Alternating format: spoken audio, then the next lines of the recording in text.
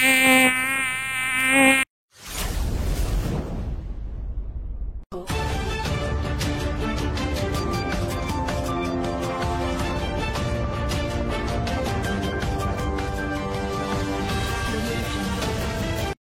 namanya nggak ikhlas ya. Iya. Gue pengennya itu apa? Lihat buktinya. Kalau kita ikhlas, jangan pakai setengah-setengah, jangan pakai ragu-ragu. Ikhlas, berkah. Tuh. Gitu. Ini ngomong-ngomong nih, ada nih.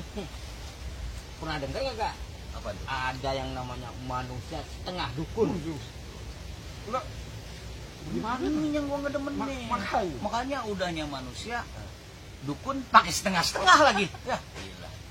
Itu Jadi- gua rasa ya, dia jadi manusia setengah dukun, bikinnya kurang kali ya. Gimana?